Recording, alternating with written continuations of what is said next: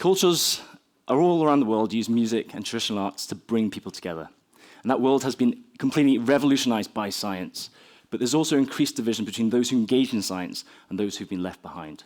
And so I believe traditional arts may be one way that we can bridge this divide and break the science echo chamber.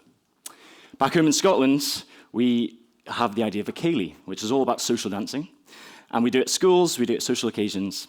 And the science Ceilidh really began when a few years ago, I was working as a neuroscientist and as a science educator in the day, but in the evening playing for these dancers and wondering whether or not we could actually use Ceilidh dance to explain science concepts. Now, we can't do that here and now, maybe fortunately, but I was going to show you one of our videos. So this is a dance based on a traditional dance, the Strip the Willow, where each of the moves has been tied to a chemical reaction, if you imagine, in the chloroplast of a cell to represent photosynthesis. So, for example, over here we have NADP+, a chemical. We're not going to test you on this, don't worry. It's going to react with the second couple who represent the water, H2O, and then releases oxygen that we need to breathe. So these were developed with researchers. And this is very much a resource designed for high school biology, so again, a bit more complicated. But in practice, Ceilidhs are much messier than that. And that's the real joy of Ceilidh. It's about not being, you don't need to be an expert, everyone can try it with a bit of support.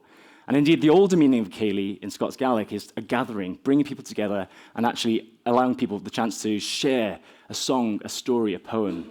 And that's exactly the type of spirit that we're trying to bring into science, that you don't need to be an expert, but you should feel welcome to be able to ask questions about the world around us. And so Science Ceilidhs grew from just thinking about dancers into a whole program connecting different parts of the community of people who specifically don't engage in science. So for those with additional support needs or young people, for example.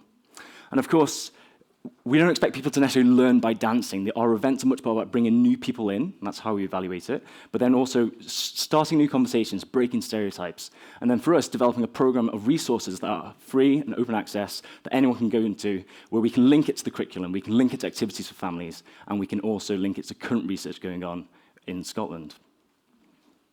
Oh, next one. And we do have a problem with the science echo chamber in the UK. So work by the British Science Association found that 75% of our population are interested in science, but only 24% actively engage. And so how do we close this gap? And we're not saying just simply use art, because arts have their own diversity and inclusion issues, absolutely. But it's more about thinking about the arts-based approach to build relationships, a relationship-rich approach. How that might look like was, for example, up in the north of Scotland, we have the island of Shetland, where traditional music is very strong.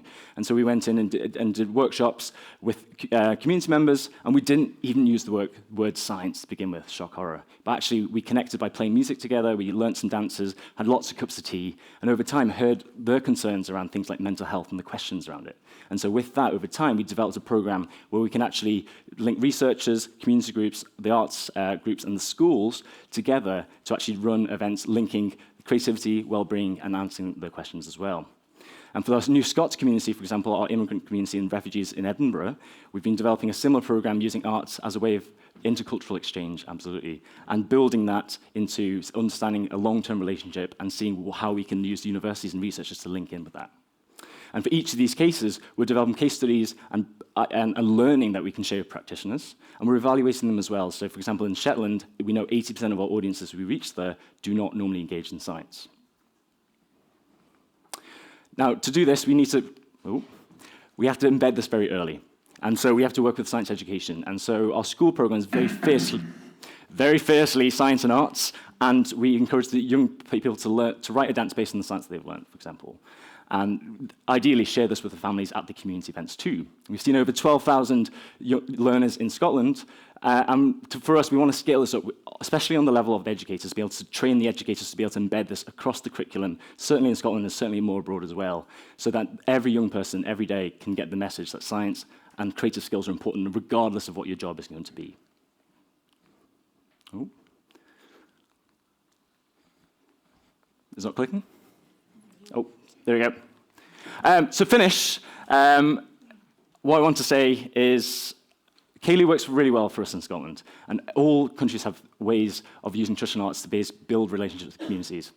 And for us, art, science, and community are really important to make our world a more socially just and equitable place. And so if we're not closing the gaps, we're maintaining them. So what are the gaps in your communities, and how can you bridge them? Thank you.